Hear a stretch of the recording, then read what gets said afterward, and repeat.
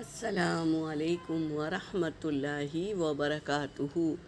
اعوذ باللہ من الشیطان الرجیم، بسم اللہ الرحمن الرحیم، رب زدنی علما۔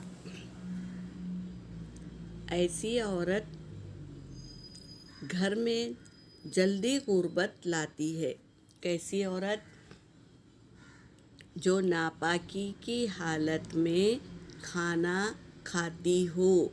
ناپاکی کے حالت میں یعنی جیسے صحبت کر لی، انٹرکورس کر لیا تو ناپاک ہو گئے، اب نہایا نہیں سستی کے مارے اور کھانا کھایا، ایسی عورت۔ اور ناپاکی کی حالت میں کھانا پکاتی ہو، وہی ناپاکی حالت میں کھانا بھی پکاتی ہو، ایسی عورت گھر میں بہت جلد غربت لاتی ہے۔ رات کو کپڑوں سے جھاڑو لگاتی ہو، دانتوں سے ناخن کاٹتی ہو۔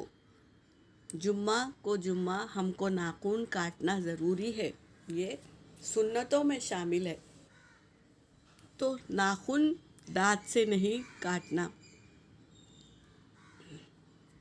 صبح سویرے لیٹ اٹھتی ہو، یعنی صبح فجر کی نماز نہیں پڑھتی، سوئے رہتی ہے اور لیٹ اٹھتی ہے۔ جو فجر کی نماز نہیں پڑھا وہ اللہ کے ذمے نہیں، یعنی جو فجر کی نماز پڑھ لیا اللہ اس کی حفاظت کرتے ہیں، پورے دن کی حفاظت میں آ جاتا ہے وہ۔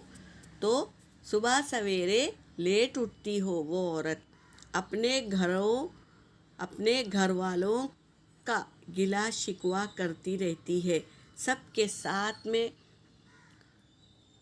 کے سامنے برائی ہی کرتی ہے۔ میری ساس نے ایسا کی، میری نند نے ایسا کی، میرے شوہر نے ایسا کیا، یہ ہے۔ اور گلا کرنا یعنی کیا؟ تم نے میرے لیے کیا کیا؟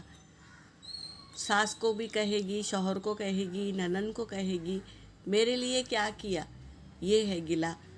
اور اللہ کا شکر نہیں ادا کرتی، جو نعمت ملی ہے اس کا شکر نہیں ادا کرتی بلکہ گلا کرتے رہتی ہے، اور اپنے سسرال میں کم رہتی ہے، یعنی کیا؟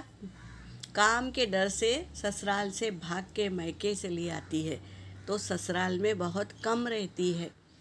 ایسی عورت سے گھر میں غربت آتی ہے، یعنی افلاسی پنوتی ہے ایسی عورت۔ تو ہمیں شوہر کے گھر کو ہی اپنا گھر سمجھ کے اس گھر کو سنواریں اور اس گھر میں اخلاق کے ساتھ رہے، تاکہ گھر میں برکت آئے، اور سب کو کھلانا پلانا، ان کا دھیان رکھنا ایک عورت کی ذمہ داری ہے، تو وہ ذمہ داری بخوبی نبھائیں تاکہ اس گھر میں برکت رہے۔